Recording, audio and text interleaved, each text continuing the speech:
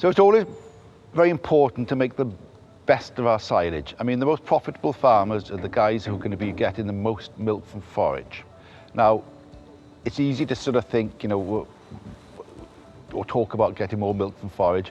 Over the years, milk from forage on dairy farms hasn't really improved greatly. But what can we do, especially at the moment with input costs rocketing, whether that be fertilizers or feeds or whatever, things are getting very expensive. Milk is getting more valuable as well. So we need to make the most of what we've got to produce more milk from our own forage. So there's a few things we can do. We can use a proven additive to give us a better animal performance. Okay? Using Ecosyl, proven to give a greater digestibility of that silage, and the cows will produce more milk, or beef animals will produce more beef. Another thing that is possibly going forward going to become more and more of an issue is the price of fertilizers and inputs, and having to make more use of our own slurry and things on farm. So very often people are making silage to a calendar. They make silage in the middle of May or whenever, and you know, I think we've got to get away from that really.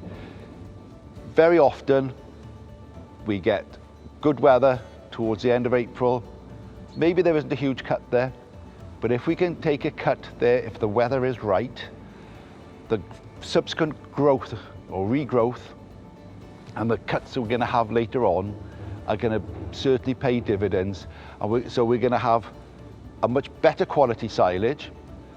And trials that we did in Volac in 2020 showed that where we compared a multi-cut compared to a traditional cut, we grew an extra 0.4 of a tonne of dry matter per acre of grass. That's just over a tonne of fresh weight. So we grew, by cutting more often, we can grow more grass. The grass that we cut was 0.5 megajoule higher in energy. And when we did it, that worked out after paying a contractor twice, an extra twice, at £200 an acre, a profit of £120 an acre. But that was at 25p a litre. So if you work that at 30p a litre, we're up over £200 an acre. And as we go forward in milk price, you know, that benefit is going to get bigger and bigger. So the importance of getting more from forage, because at the end of the day, we can't control input costs.